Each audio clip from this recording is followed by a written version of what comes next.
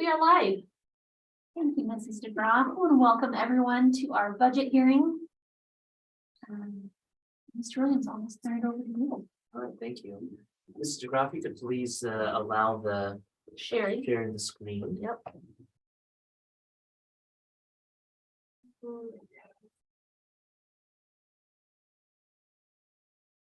Okay.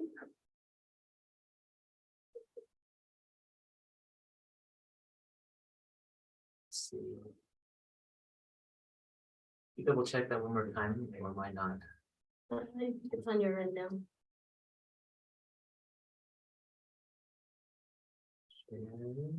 There we go. There. Thank you. All right. That's down. So, Madam Chair, I did present or prepare for our budget hearing for the amended budget, the regular budget, and the fee increase hearing.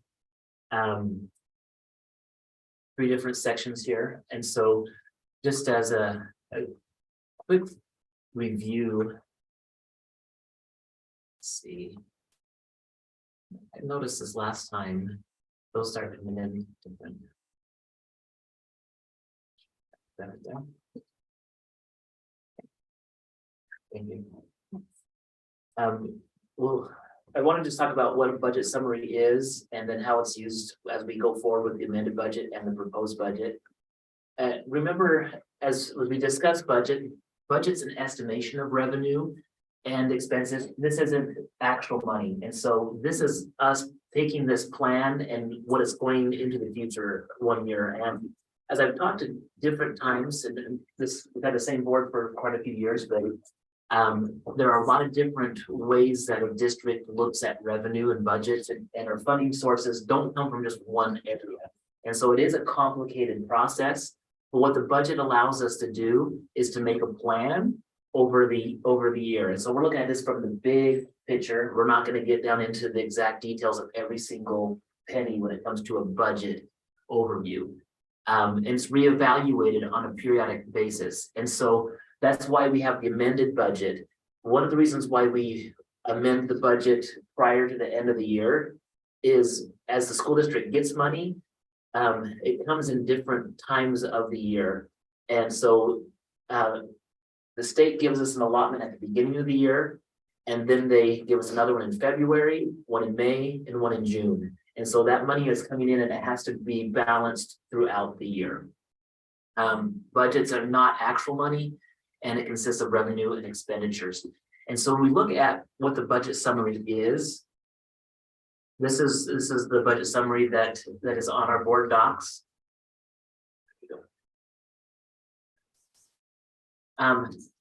You can see the prior years, and this is where when we as a board and as a district look at, well, what is it that we can really help us? The actual years, these are the numbers that come after our auditor comes in the summertime, and then in September, Scott Bond will come in and say, this is where you guys are actually at. So when we're looking at this whole big chart right now, there are two columns on the general side and the other funds that are actual. This is actually what happened, where we were at.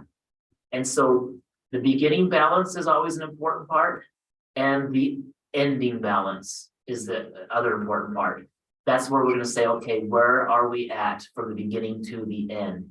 And as a general rule of thumb, as a district, we've said we need to be around 800 to 900,000 is where we are trying to land every single year. So as we look at the current year budget, even though it says current year, this is one that was completed last May. When Mrs. DeGraw and I worked on this last May, this was our guess, our estimate back then. And then the amended budget is after we have had the calculations of this is the different money that's coming in. This is really close to what we feel is going to be our final as we move forward. Does that make sense to everybody? So as we're looking at the current year budget, we were anticipating that our beginning balance would be 524, but now as we're looking, there was other money that came in. It's actually going to be closer to 680. We were thinking that our ending would be about 473, but it's actually going to be closer to 960. So you can see we were very cautious on this first one because it was the first time Mrs. DeGraw was going through this process with us. And we were very cautious with it, and you can see that we were cautious on the correct side on that. So this is where we're anticipating it to be. Maybe it'll be a little bit less than that, maybe be a little bit more after the auditor finishes that out. So then as we're looking at the proposed budget, because this is our best guess of where we're at right now, that jumps over to our proposed where we will start.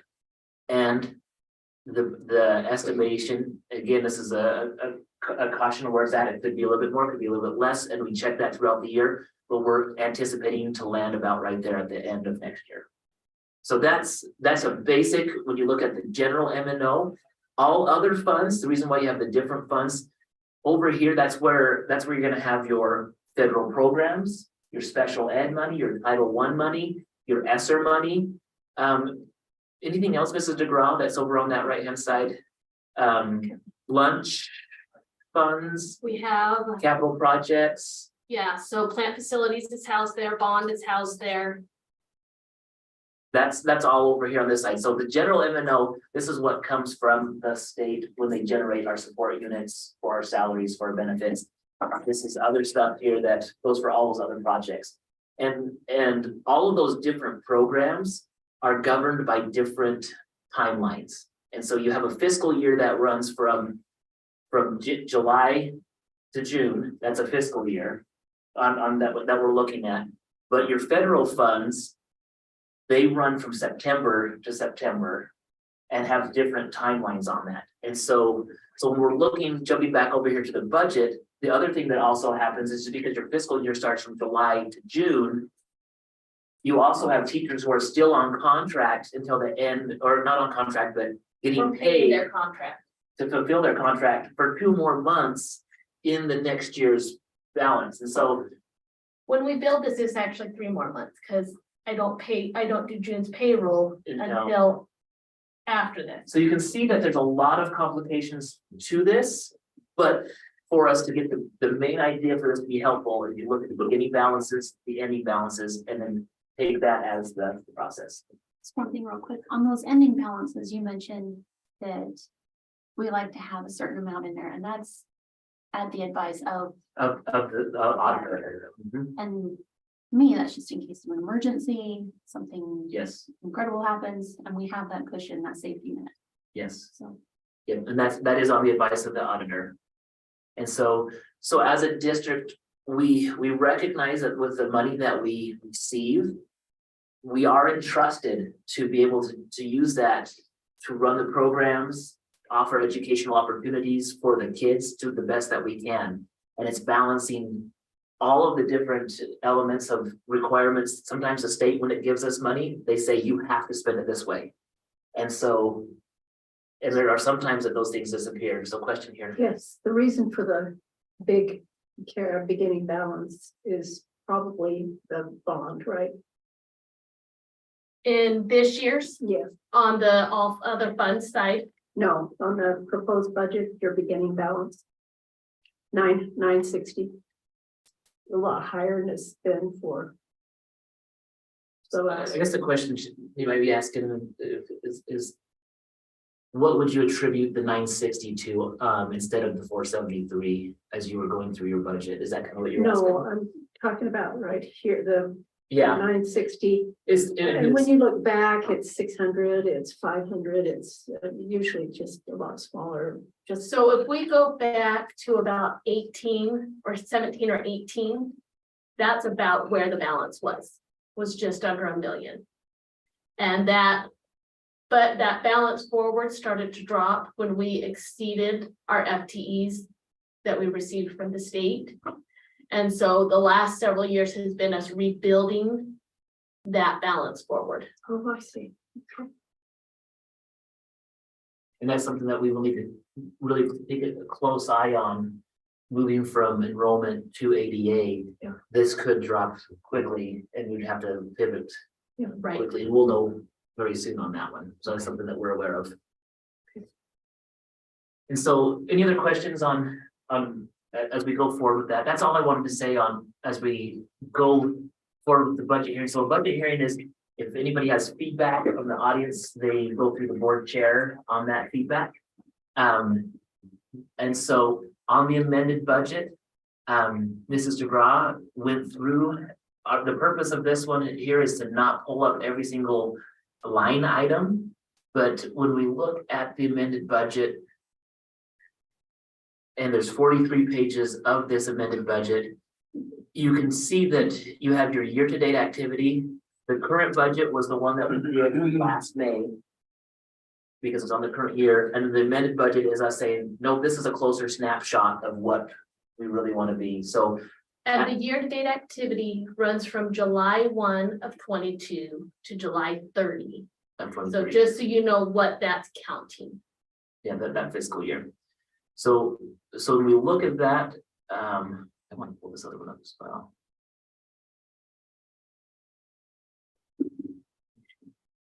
So in a nutshell, the proposed budget is looking, or excuse me, the amended budget is looking better than what it was. So if the board has questions on the amended budget, really the biggest thing you need to know is we thought it was going to be, we anticipated it to be the carryover to be about 473, but it is going to be almost We're anticipating. anticipating it to be higher than that.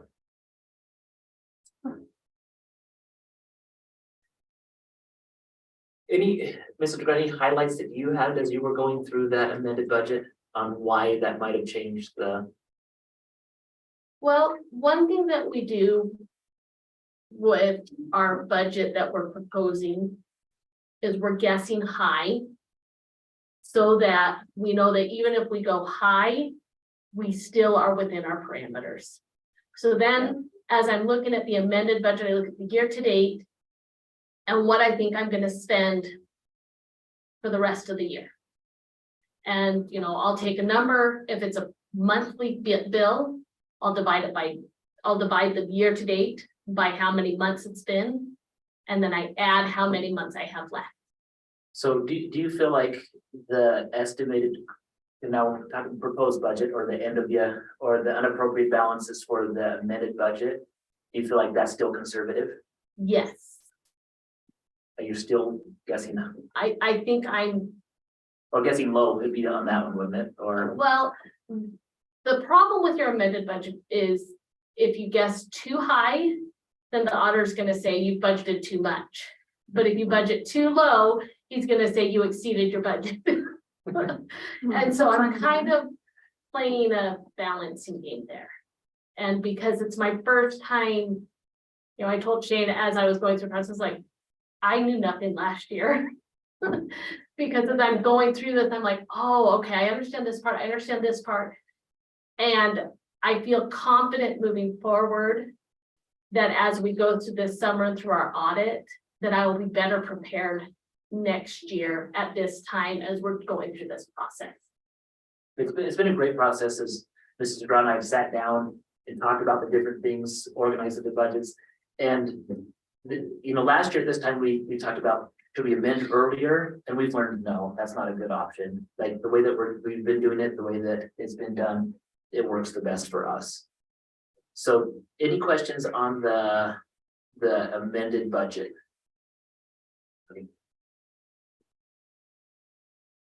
Okay, the proposed budget for next year, again, I'll go back to the main sheet. There it goes. Mr. Williams, you can close your sidebar How do I do that? right There. there. Okay. Why it popped up there. So we can see that with the proposed budget with the start and end, that it's balanced approximately right where we want to be. One of the things that is higher on this other side, that is because of the bond and remaining ESSER money, which both will have to be expired, need to be spent by the end of next year. And so with our ESSER plans, we have those in place. One of the other reasons your beginning balance on the other funds is high is because that runs on a different calendar. Your other funds, the majority of them run September to August. And so at the end of June, you still have higher budget amounts in these funds.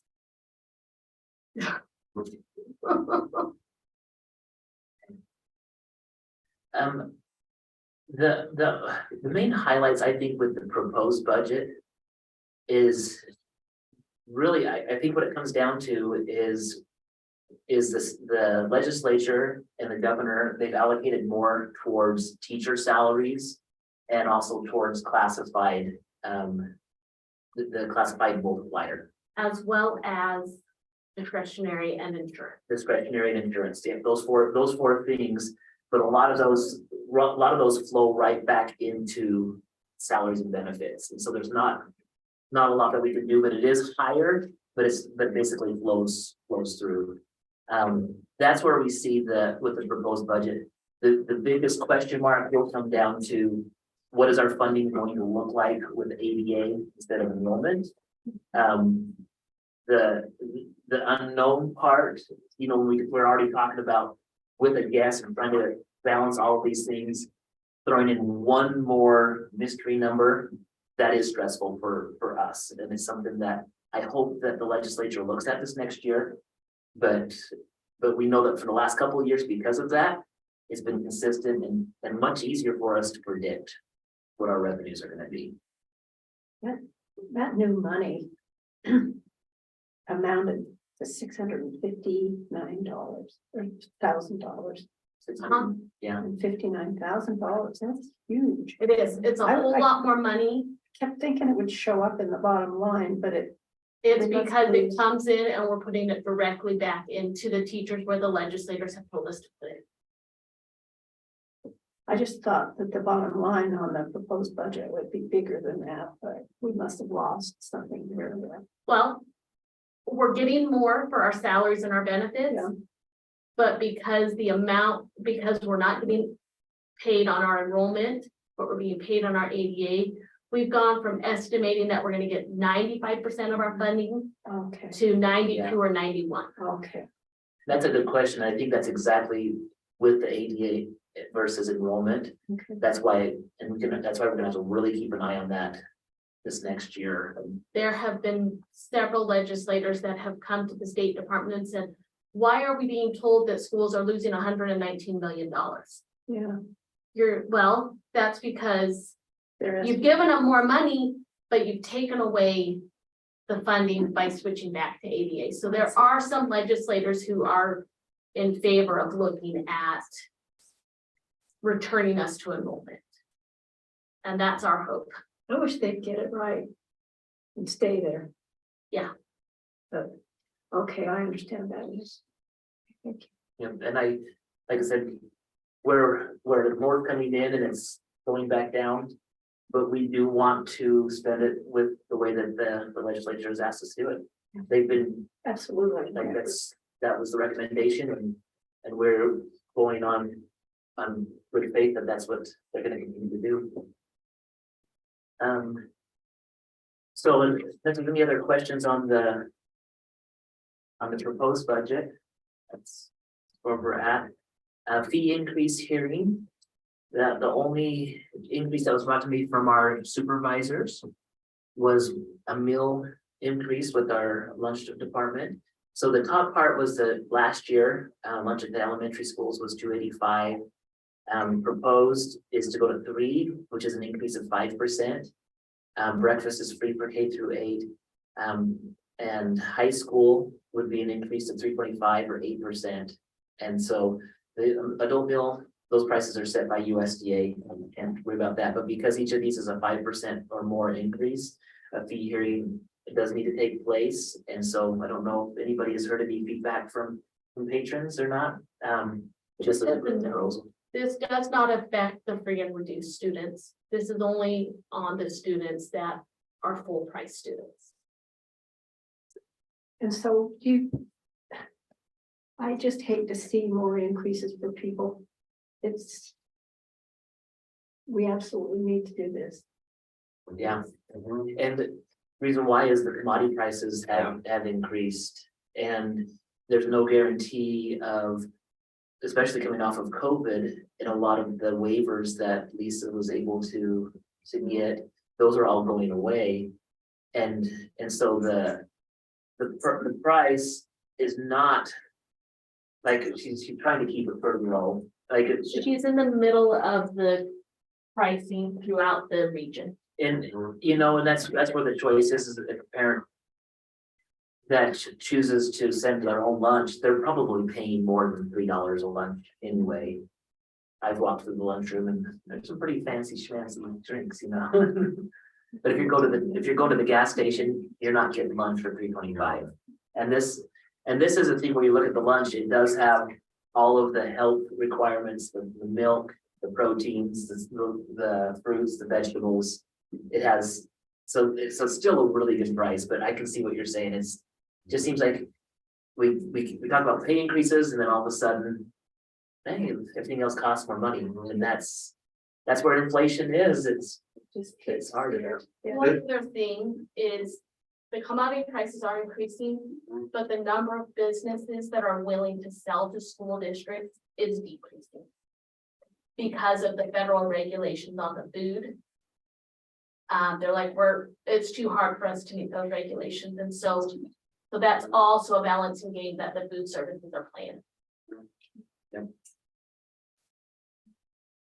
So if there's not any other feedback, this is the time to have those discussions. This is a mild increase considering where the inflation and commodity prices are. It's really still a good deal. Mrs. Ward said that she went only as high as she had to. Mhm. So that's, Madam Chair, that's all I have on the budget side of things. If we don't have anything further from your side or other questions, we could move forward. We'll go ahead and move into our regular board meeting. We'll call our meeting to order, and then Mrs. Rigby has agreed to lead us in the pledge. I pledge allegiance to the flag of the United States of America and to the republic for which it stands, one nation, under God, indivisible, with liberty and justice for all. The floor will be open for a motion to approve the agenda. Madam Chair, I so move. Is there a second? I second that. Those in favor? Aye. That motion passes. Thank you. The floor will be open for a motion to approve the minutes from our previous meetings of May 18th and June 8th. Madam Chair, I move that we approve the minutes from May 18 and June 8. Is there a second? Second. Those in favor? Aye. Any opposed? That motion passes. Thank you. We'll move right to our superintendent's report. Madam Chair, if it would be possible, if I could move the superintendent's report to the discussion time to allow Mr. Burnshaw to take place in as many action items as he Okay, can before. let's do that. We'll move to the consent agenda. The floor will We be open. should. Public comment. Oh, sorry. Did we have any green sheets, Mrs. Mildroth? Okay, thank you. All right, the floor will be open for a motion to approve the consent agenda. Madam Chair, I so move. Is there a second? Those in favor? Aye. Any opposed? That motion passes. Thank you. Okay. Moving right along to our amended budget. It's an action item again. Thank you. What was just discussed in the fee hearing, if there's not more further discussion from the board. The district just needs a motion to approve, reject, or table the amended budget. Is there any more comments or questions on that? Do you have an action item to open on that? That's it right there. One person? Look at here. Chair would approve. No, the action item. Do you have an action item typed up for it? This is the action item. Motion to approve, reject, the amended. Yep. I can only see the Oh. budget We're portion. good. I was gonna say, I don't know how else to respond. Chair would entertain a motion to approve the amended 2022-23 budget. Chair, is there a second? Second that, Madam Chair. Those in favor? Aye. Any opposed? That motion passes. Thank you. Okay, that was the amended budget. And now we'll move Now to the the proposed, proposed budget. and this can look very similar, but remember the proposed. I think the highlights from the budget hearing conversation was the beginning balance, the ending balance, with the difference between anticipating to be a little bit lower because of attendance versus enrollment. And then ESSER and the bond spending over here. Okay. Any other comments or questions on the proposed budget? If not, the floor would be open for a motion to approve the proposed 23-24 budget. Madam Chair, so move. Is there a second? I second that, Madam Chair. Those in favor? Aye. Any opposed? That motion passes. Thank you. And we can increase Right. for the lunch meals. Just coming right off the end of the discussion, the fee hearing. The 5%, 8%, 7% proposed meal prices are what's going to be asked for. The floor would be open for a motion to approve the proposed fee increases for 23-24 school year. Madam Chair, I so move. Is there a second? I second that. Those in favor? Aye. Any opposed? That motion passes. Thank you. All right, we're to the salary schedule. Okay, so on this action item, we have the certificated salary schedule. And that was the one that was agreed upon with the teachers union earlier on. Classified salary schedule and the exempt employees salary schedule. Each of those is, as the board had a chance to review each of those.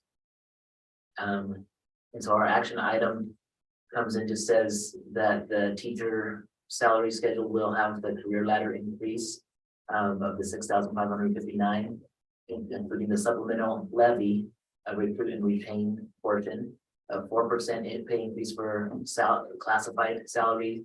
The exempt employee portion increased from 24 to 38 as per the Idaho Code 33-10014. And so when you look at each of those sections, this is what our salary schedule that was agreed upon with the union, the Teachers Association. It is differentiated with what the state salary career ladder, our state allocation with the extra 6,359. R&R, that's where there's a supplemental levy. So people ask, where are you spending your supplemental levy? This is one of the portion. There's other portions that go to our classified staff as well. I appreciate you breaking it out like that. That's helpful. And it's actually really nice to also recruit people, because we've had teachers that we show our salary schedule, but like, oh, okay. And it does work. It really does help us in that process. The classified, was this one updated? Yes, it was. Yes, it has. Okay, so this is one of the things that we did on this one is we did have our bus drivers, our maintenance technology, all increased to the same one. So it looks like there's fewer places, but that's because we have people who are sharing bus driving and maintenance. It's easier to keep them all on the same pay scale. And the last one was our exempt employees with a salary, maintenance supervisor, business and technology specialist, with their cell phone stipends on that as well. So those are the ones that we talked about. Are there any questions, or I'll possibly guys discuss and continue on?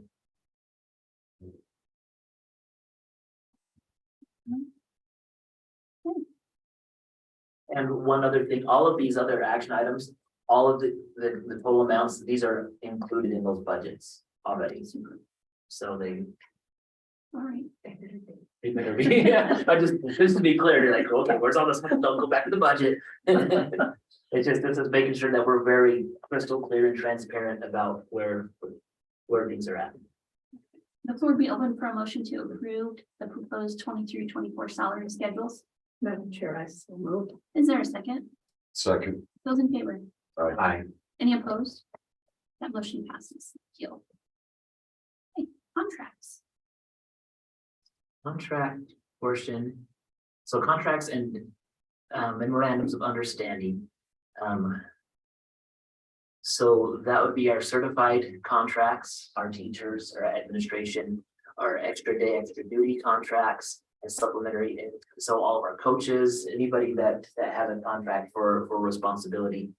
Then the MOUs,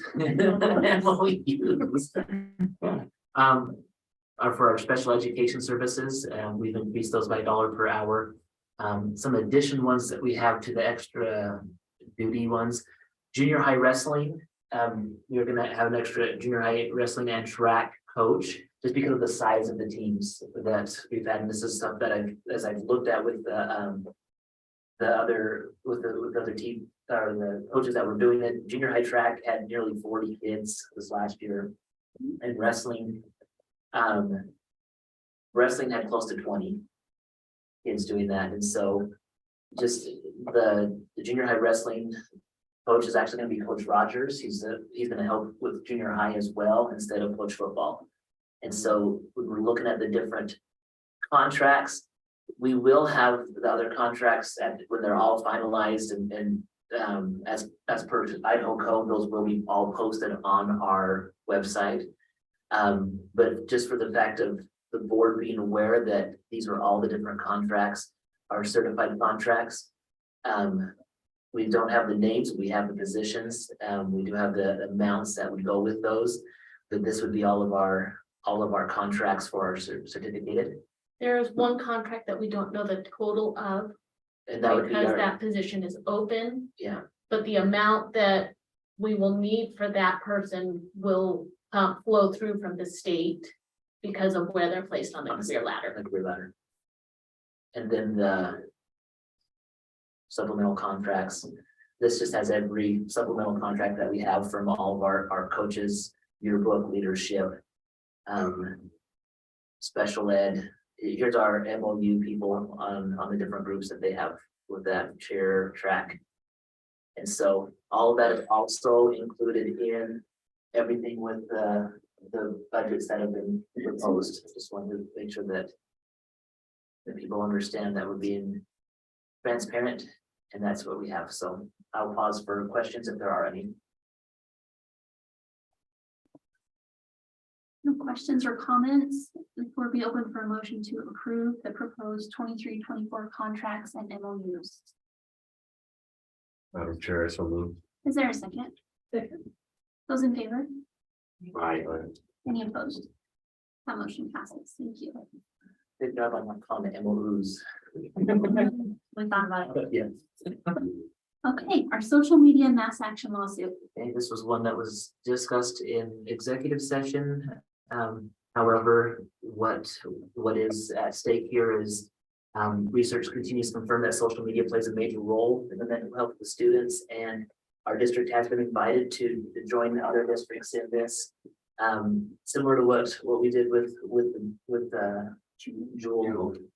And so this is something that I feel like we're here, this is something to fight for kids and fight for their mental health, and you know, there's a way that social media can learn not to, you know, interfere and overtake as much time with the kids. I know part of that might be parents, but at the same time, we've seen things from TikTok issues that have arrived here in our district where those platforms are asking kids to either destroy property or disrupt.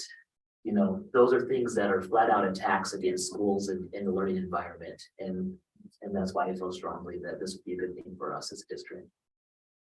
Any comments? I just one question, did that TikTok challenge they used to talk about, did the kids over here ever do anything with that? We did. We had some. We had some vandalism that was done in direct consequence to those challenges.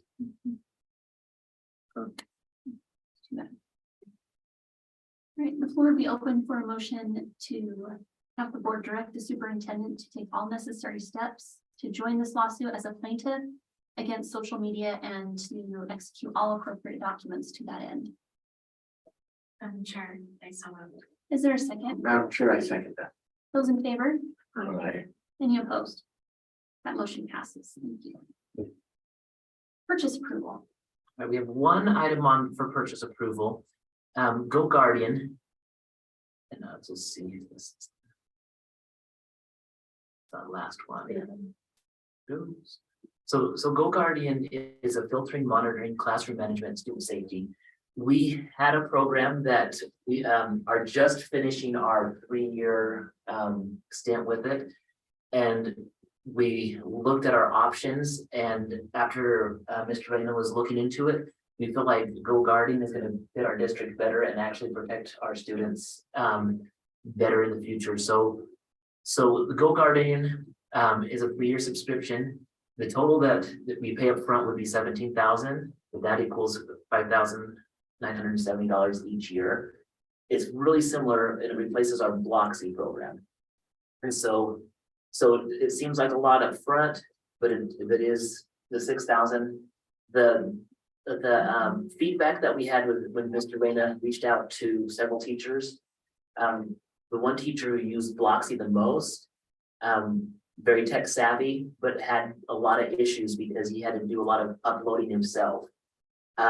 This teacher has family members who teach in other districts that use Go Guardian, and they love it. It's easier for the teachers to use as a tool to log into. And so what Bloxy and Go Guardian, both of them are formats that the teachers, so when a kid types in an inappropriate search, whether it's inappropriate or it's just games or uncensored, or you know what I mean, or they like unfit, like how to get around a filter, all those things in theory should pop up. Bloxy did an average job of stopping things, but the kids were able to find a pretty good way around that when it came to things like games on devices. Now, these are district devices, not personal devices. So any of our own Chromebooks, our own computers, things like that. As this teacher that was giving feedback to Mr. Reyna, and as they were looking at their options, his own students who attend that district, he was asking about it. Hey, what do you think about Go Guardian? The kids were like, I hate it. Well, why do you hate it? Because it blocks me from doing things. And so the teacher's like, oh, we want that. So this was Mr. Reyna brought this to my attention, and I asked him to do the research on it, and Go Guardian has given us a discount to be at this level, and it's approximately, it might be a couple $100 more per year than what we were paying for Bloxy. So it's not going to be a price increase, but according to the feedback that we had from that teacher, Mr. Reyna, it's going to be a better product for us, and this will be in place for the upcoming school year. Any questions or comments? This is in the high school too. Just everywhere, the whole district. On our network and on our devices. And when you look at the things that it offers, like the classroom management, like the teacher can see the student's name and what they're working on their laptops, yes. Interesting. And Bloxy could do that, but it was just harder because the teacher had to go in and enter the kids in. But that's hard when you're asking a teacher to do that with all the other responsibilities. This is able to load easier from the tech side. And so that's why it's going to be a better tool for us. Okay. The chair would entertain a motion to approve the 3-year subscription for Go Guardian. Madam Chair, I so move. Is there a second? Second. Those in favor? Aye. Any opposed? That motion passes. Mr. Burtonshaw, thank you for paying for all of our action items. Good luck with your Baylor. Make some hay while the sun shines. Right? Yeah. Get some sunshine. So, Okay, do you want to go to your report? yes, yeah, I'll go to my report. You will end. So superintendent report, I'd like to thank Miss Hall for helping, she helps me put these things together as we go through it, but we do have posted on the ISBA Facebook. Pretty good. Leanna Poole is the one I wanted to highlight today. But it is School Board Appreciation Month, and I do want to take this time to say thank you to our school board. Volunteer positions to come in and discuss and make hard decisions, but all for the betterment of the kids. And one thing I really love about our board is our ability to have discussions, but at the same time, even though we may disagree, we come back and we're going to be united. So just because we're united doesn't mean that we didn't disagree, or we just know that as a district, we have to be united. And being united means that you can disagree, but still go forward. Doesn't mean we have to be mad at each other. So if people want to see us be mad at each other, you're gonna have to watch other daytime TV shows besides our school board meeting. But I appreciate that, the time and effort that you guys have. I recognize especially where, you know, 3 out of the 5 of you guys have young families at home and the time. Thank you. I mean that, thank you. And thank you, Willie, for serving on the ISBA, but I did joke a little bit. Thank you, Willie, for serving on that. You're welcome. A lot of time. It is a lot of time. I'll quickly go through the departments. Our food service is doing some meals during the summer for, during summer school with our migrant summer school, which is gonna be going for 1 more week. They'll also be taking their staff to some training and conferences. Maintenance and janitorial. This is the front of the school. You notice those spots that had the trees in front of them? They're all buffed out. They looks great. Nice. And so, other things that we're talking about with the front is, getting a price of what it will take to put, sprinkler system in the front there. So looking at all sorts of things with that. But polishing the flashing on it, moving all the furniture, our custodial departments getting in. I know when the 1 second grade teacher that I know the best, which would be Mrs. Williams, in the second grade, or going to 1st grade next year.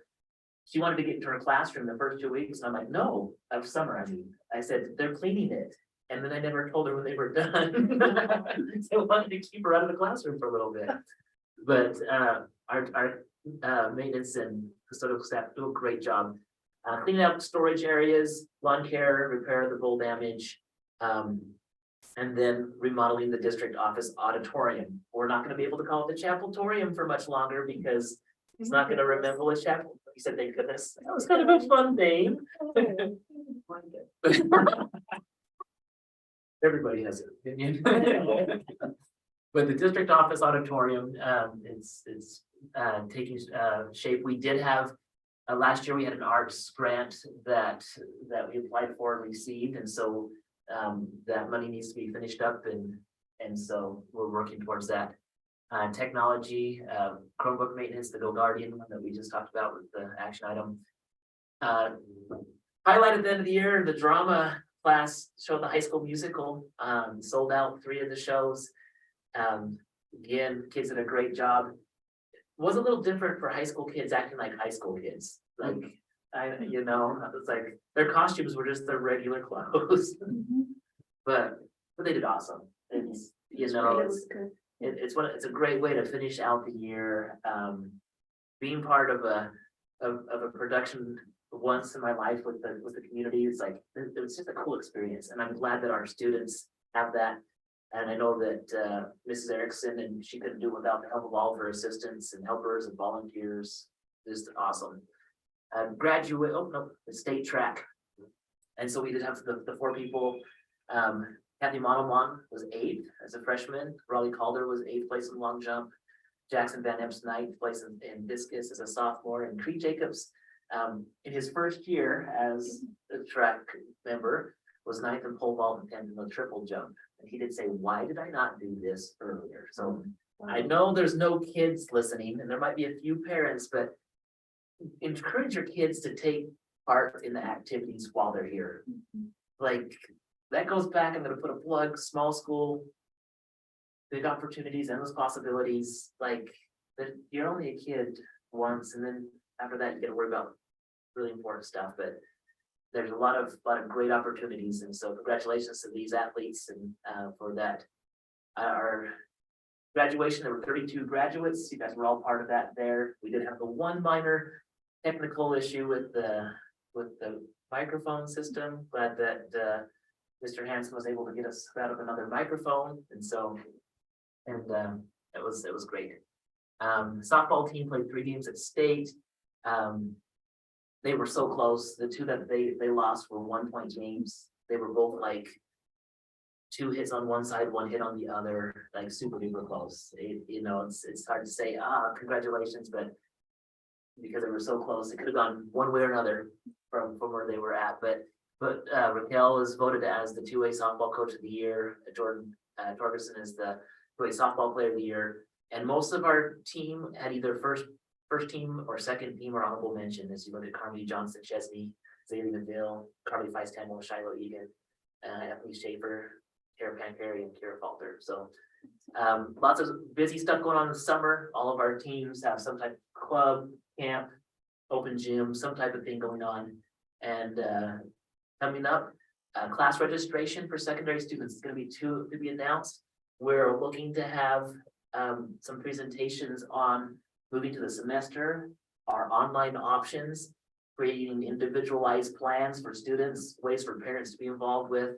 That's gonna be something that's gonna be big in July and August. Of course, the parade's in August. Willie, what car are you gonna drive? I'll have a convertible this year for For Andrew to ride in with me. Hey, I'm willing. So bring a big hat, to keep out of the sun. And I hate to have summer end too early, but Get us some good candy to we'll throw. get some candy for you. Okay. District employee meeting, August 16th, so summer's almost over. Just kidding, you guys. We still have some time. Stay out of your classrooms. But that's my superintendent report, so thanks. Thank you, Mr. Williams. Yeah. A lot going on, and it's supposed to be vacation. Oh, you guys decide who are, this is the rock, paper, scissors, on who gets to interest. The staff, that'll be. No. Yeah, summer I know that's what y'all like to do. Favorite. Okay, and lastly, we have one information discussion item, policy 2700. From our work meeting that we held earlier this June, we talked specifically about the high school graduation requirements and transitioning from trimesters into semesters. And so here we are, this is our first reading, and so we can take this and make changes if we foresee anything, especially any grammar that we could find, right, Nedra? Yeah. Okay. So one thing that we did is we wanted to look as close to the we want this to look as closely to the handbook as possible. And just so that we get this out there, that parents, kids, everybody knows that this is what you need to graduate. You need to make sure you have your credits. And so the discussion that was led is having 46 semester credits be the same as what the state has on their requirements. And we did put what the state requirements are compared to the West Jefferson one. And the difference would be on world history, and that would be a district selection. And then the other one would be a computer elective, and those were the only 3 credits that we felt, at least in the discussion, that we wanted to put on as that's what we would do, so it'd be 46. So the purpose of this policy is just to make that very clear to everybody. So the required credits of core instruction is 29, and that is exactly what the state has. And the English, speech, mathematics, science, social studies, humanities, and health, those are all the ones that fall under that. I can see another there.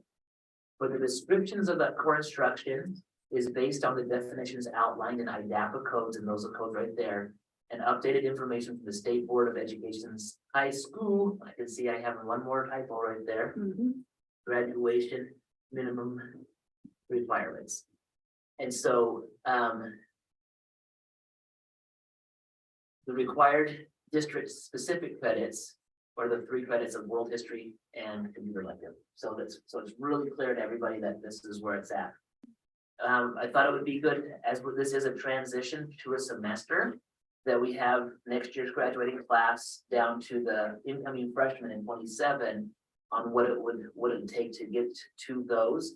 Now, they could take 14 classes, but because of students that choose to take release time, whether that's work or seminary, that we're calculating everything off of that type of plan. So kids could take online classes, advanced classes. There's so much things, and that's what we want to talk about in the parent meetings. All the awesome options that kids will be able to have with that. And so we do have the asterisk right there that says the core and district specific credits will be required. So, but the waiver may be granted from previous elective requirements. So that means that the kids will still, if you're on one of these other paths, you still are required to take the world history and computer electives. I think it needs to be a 12. You got a 12? I'll ask it, let's highlight that and we'll double check with Mr. Newmar. Graduation year 2025, grade 11, it should be 12 So, Oh, instead of Okay. 16. yes, yep. I can see Yeah. that because you're going So- right there. I will go through this. I'll make sure Mr. Gumar reviews this. We will probably need to do another First reading. first reading and probably a special meeting to approve this, so Yeah, that we get it all finalized.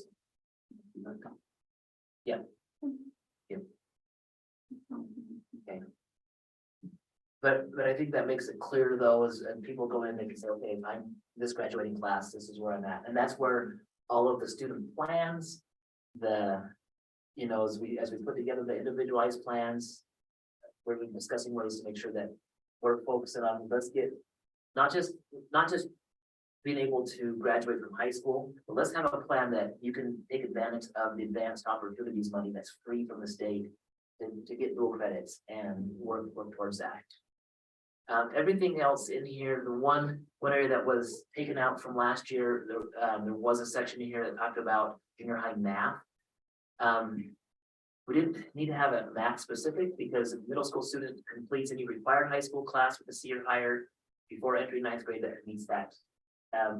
There was a recommendation from Mrs. Bell that if students in the junior high want to take that, they should take an IDLA class because that way they still have the opportunity to get the 8th grade content that a lot of our kids have been missing. And so that was under that recommendation from her as she's seen maybe some of the holes that students have taken that earlier algebra class. College entrance examinations, these are the same as what it was before on the senior project. Simplified it to match what the state has, but also that the specific project specifics will be set by the building administrator with their teams. So the state just requires that a senior project takes place. And then the schools oversee that. So it includes a written report and oral presentation, but there might be other specifics on that. The civics test is still part of it. Do they take a civics class? They take it through the government and district classes, yeah, the government department. Yeah, so this is still, So everybody takes civics. yeah, They just don't call it. they don't call it civics, it's, they call it, it's the government. Part of It's the the government. government. Okay. Part of the government class. Waiver requirement, other programs, early graduation, this is similar, so that's really the biggest part of the change would be to the transition to semesters, and that part, the highlight, this is what we want our graduation requirements to be. So we've noted those few little errors on typos, There's a couple on the parents. so Yeah, I'll read through it. if they're just typos, Mrs. DeGraw, there's no, Typo? it's just a typo. Typos. Well, Yeah, come one on. correction. Once I completed the corrections of those things, I'll provide you with a copy of it and we can determine if we need to do a first reading again next month. Cause I know the The procedures, content isn't changed. yeah, It's the just procedures that the content, that's what we've always talked about. If it's just a small or mini typos. It's not changing the content.